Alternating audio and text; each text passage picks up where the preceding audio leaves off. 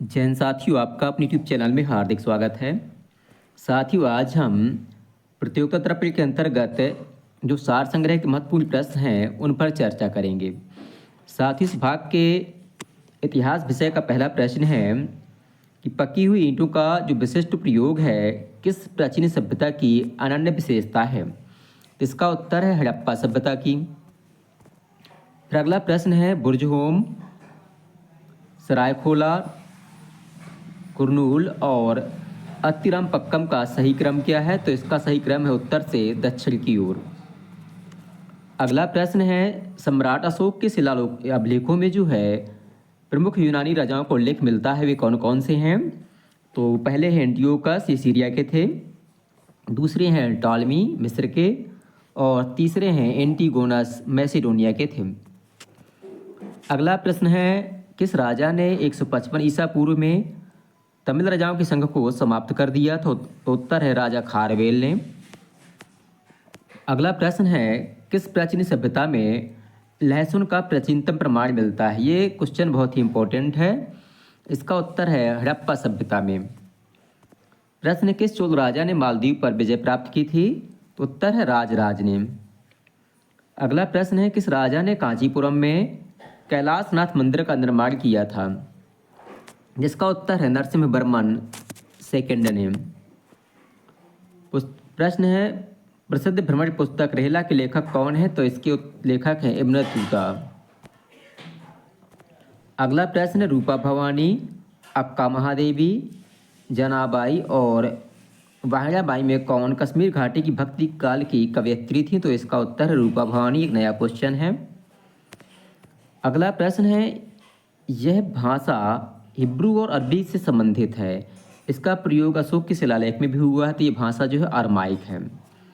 अब जो है प्रश्न है आधुनिक भारत के। ये प्रश्न है पहला, ये प्रथम राष्ट्रीय गतिविधि कौन सी थी जिसमें बड़ी मात्रा में महिलाओं ने भाग लिया था। तो ये थी दांडी यात्रा। अगला प्रश्न है किस संगठन ने मूर्ति पूजा व जात के वंशानुगत अंतरण का समर्थन नहीं किया। तो उत्तर है आर्य समाज ने। आर्य समाज की स्थापना 1875 ईस्वी में स्वामी दयानंद सरस्वती जी ने की थी। अगला प्रश्न है वायकाम आंदोलन किस मुद्दे से संबंधित था। तो ये जो है केरल में हुआ था और मंदिर प्रवेश से संबंधित था। अगला प्रश्न है ज्योतिबा फूले द्वारा प्रारंभ संस्था का नाम क्या था। तो इसका नाम था सत्यशोधक समाज। अगला प्रश्न है रंपा विद्रोह, नाग आंदोलन, हेरका आंदोलन और संथाल विद्रोह के प्रमुख नेताओं के नाम क्या हैं। तो रंपा विद्रोह के प्रमुख नेता थे अल्लारे सीताराम राजू। नाग आंदोलन के थे एच जदोनांग और हरका आंदोलन की रानी गैडनी नाग आंदोलन के थे। और हरका आंदोलन के यही है रानी गार्डनू और संथाल के थे सिद्धू मुर्मू और कान्हू मुर्मू।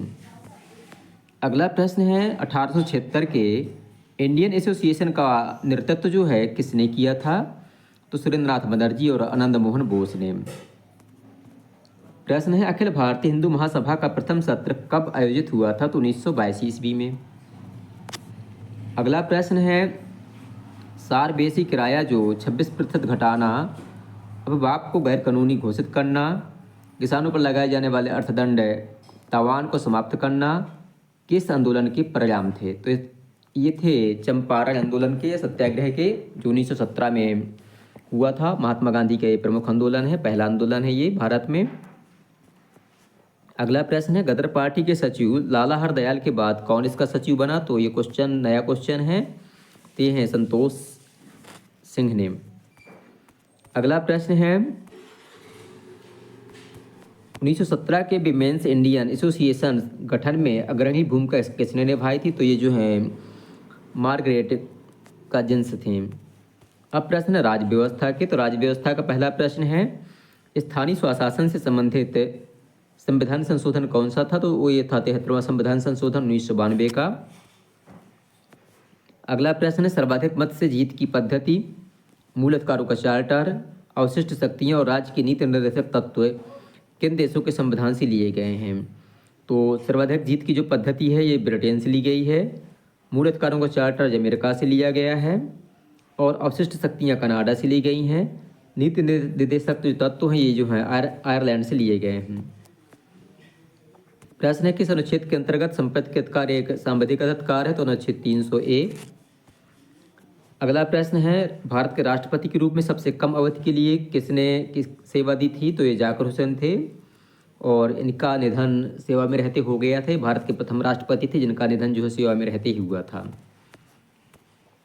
अगला प्रश्न है किसी संसद द्वारा किसी मंत्रालय से मौखिक उत्तर के लिए किए गए प्रश्न का प्रकार कैसा होता है, तो ये होता है तारांकित प्रश्न। अगला प्रश्न है कौन सी समिति जो है संसद की धन विधेयक की जांच के लिए अधिकृत होती है, तो ये प्राक्कलन समिति होती है और जिसका कार्यकाल होता है प्राक्कलन समिति का ये 5 वर्ष का होता है। प्रश्न है जो लोक लेखा समिति होती है संसद की, इसकी पदावधि 1 वर्ष होती है। अगला प्रश्न है उच्चतम न्यायालय भारत सरकार के संविधान के किस अनुच्छेद के अधीन सलाहकार अधिकारिता का उपयोग करता है, तो अनुच्छेद 143। अगला प्रश्न है राष्ट्रपति शासन के अधीन किस राज्य के बजट को पारित करने की प्रक्रिया होती है, तो ये है संघ राज्य के बजट पारित करने की प्रक्रिया के समान। तो साथियों इस प्रकार से इस भाग की प्रश्न पूरे होते हैं। शेष प्रश्न हम अगले भाग में देखेंगे।